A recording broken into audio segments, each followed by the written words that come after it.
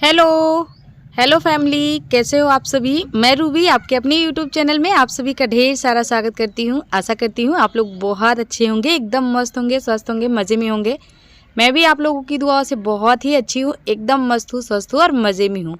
और अभी हो रहा है सुबह सुबह का टाइम, सुबह के करीब करीब 9 साढ़े 9 बजे का टाइम हो रहा है, यानी सुबह सुबह का ही टाइम हो रहा है। और यहाँ पे तैयारी चल रही है पापड़ बनाने की। तो आज बहुत सारे आलू हमने बड़े भगोले में रख दिया है बॉयल होने के लिए। और सुबह 7 बजे से ही आलू बॉयल हो रहा था, चूल्हे पे रखा हुआ था। तो हमारे यहाँ दो दो तीन तीन जगह रसोई बनी हुई है। एक छत पे रसोई बनी है, एक नीचे रसोई बनी है, एक किचन है, एक रसोई, एक और घर है जहाँ पे अक्सर आप लोग भट्टी वगैरह बनी है वहाँ पे देखते होंगे। तो कई सारे हमारे घर में रसोइयाँ हैं, तो जब जिसका मन करे कहीं भी कुछ भी बन जाता है। तो जो नीचे रसोई थी ने, जहाँ पे अभी हमें इस वाले रसोई पे इस वाले भगोले में हमने रखा हुआ था आलू बॉयल होने के लिए। और जो छत पे रसोई बनी हुई है मिट्टी की ना, वहाँ पे बन रहा है खाना। क्योंकि एक ही रसोई पे अगर सारी चीज़ें हम बारी बारी से बनाएंगे तो देर हो जाएगी और फिर दोपहर हो जाएगी। दोपहर में पापड़ बनाने का बिल्कुल मन नहीं करता है, धूप में तो अभी बैठने का भी मन नहीं करता है। तो इसीलिए बांट बांट के सारी चीज़ें अलग अलग जगहों पे बनती है। हमारे यहाँ कई सारे आगे मतलब 3-4 जगह आग तो जलती ही रहती है घर में। तो यहाँ पे आलू को बॉयल होने के बाद हमने उतार लिया है, और उतारने के बाद इसका पानी हमने निकाल दिया है।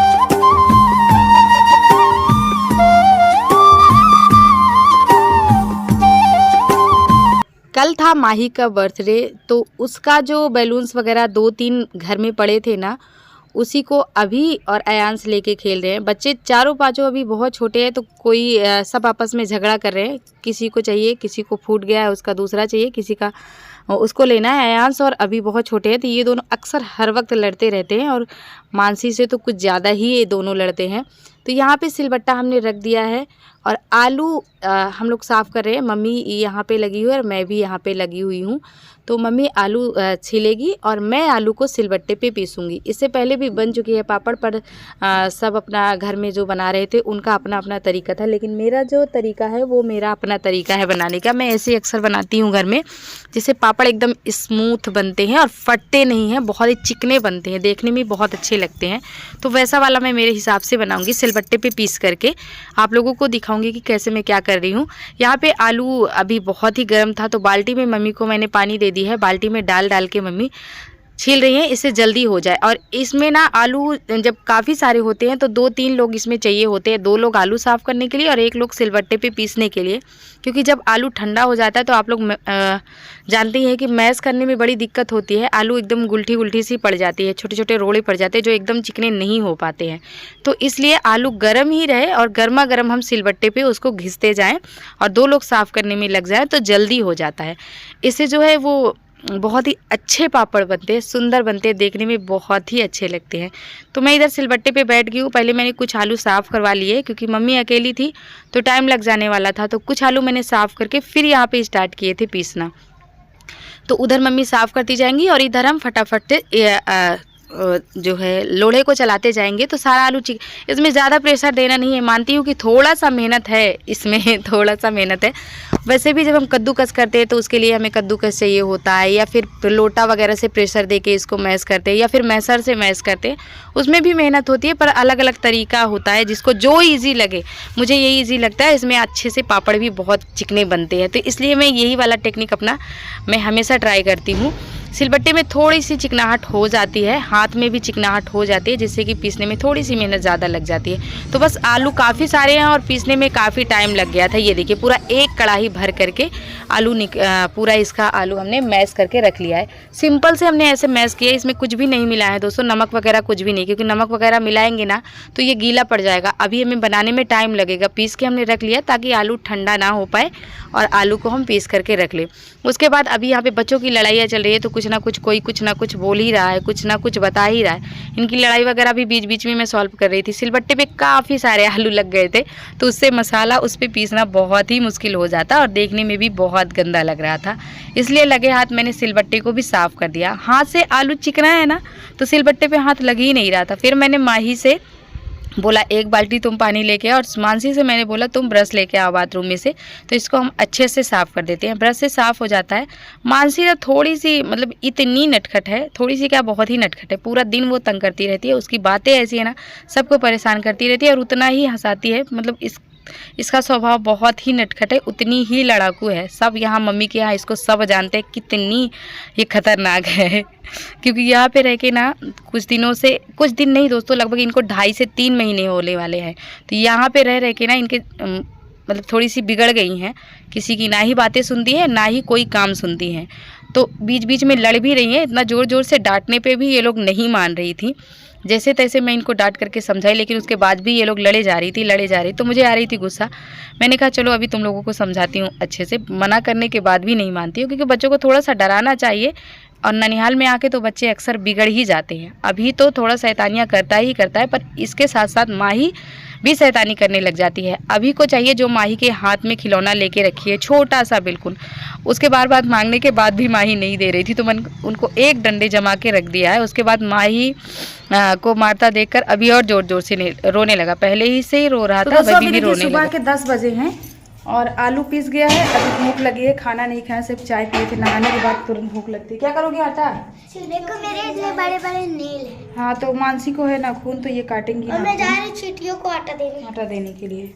हाथ से नहीं लिया, हम काट देते तुम्हारा नाखून।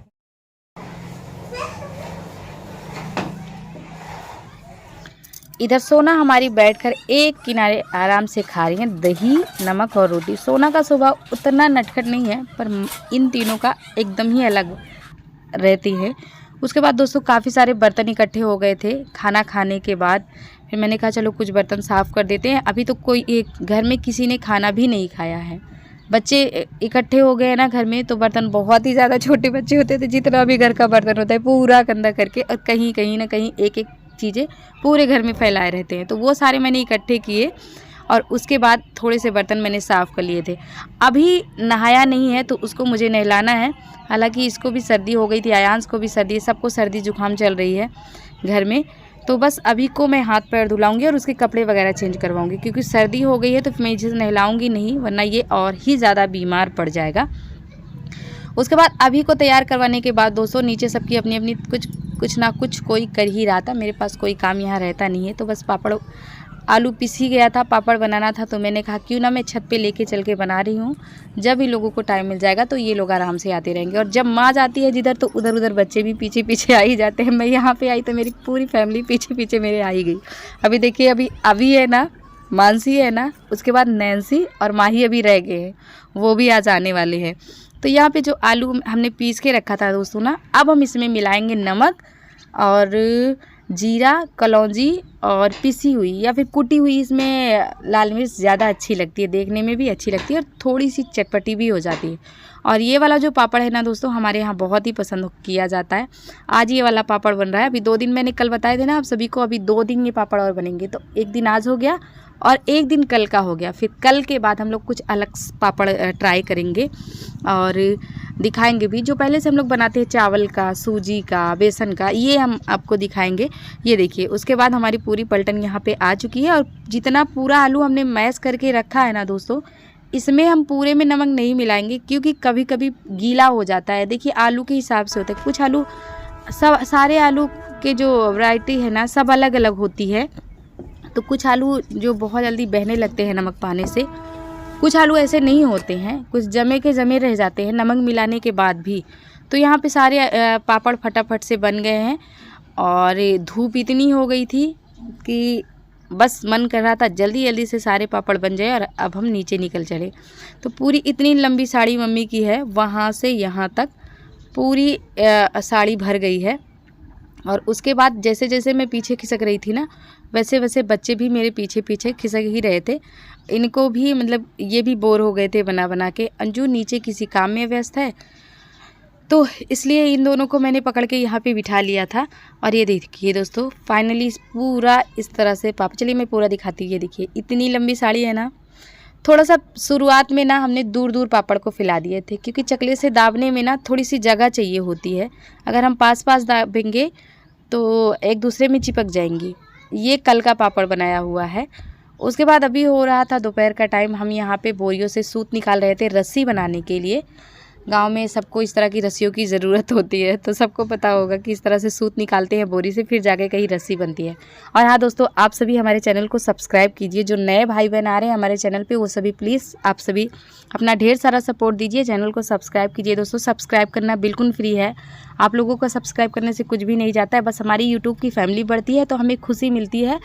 आगे और अच्छी वीडियो बनाने का जो है उत्सुकता हमारी बढ़ती जाती है, तो इसलिए आप सभी चैनल को ज़रूर सब्सक्राइब करें।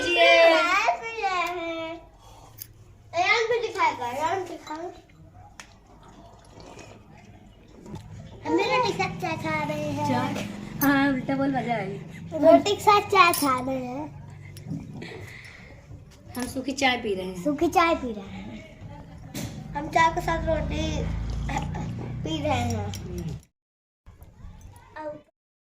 तो ये रही दोस्तों हमारी चाय। सर्दी इतनी ज़्यादा हो गई ना, मैंने मेरी चाय में नमक मिला लिया है कि पूरा गला ना है, दर्द कर रहा है जुकाम की वजह से। और सबको ऑलरेडी सबको है ना जुकाम हर मतलब बच्चों को भी है, बड़ों को भी है, सबको है। पता नहीं कौन सा सीजन चल रहा है।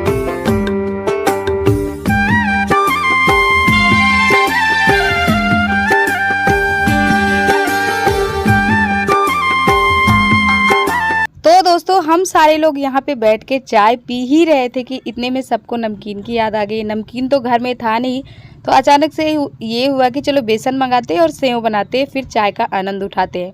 तो क्या हुआ, बस तुरंत हमने बेसन लिया बगल की दुकान से। उसके बाद हमने बेसन को छाना, बेसन में डाल दिया अजवाइन क्रश करके, थोड़ा सा नमक कूटा हुआ हमने यहाँ पे डाल दिया है, मिर्ची, और उसके बाद यहाँ पे हमने डाल दिया है रिफाइंड मोयन के लिए। और इसमें कुछ भी नहीं करना है, इसका डो बनाना है आटे की तरह और अच्छे से इसको छानना है, बस इस बात का ध्यान देना है।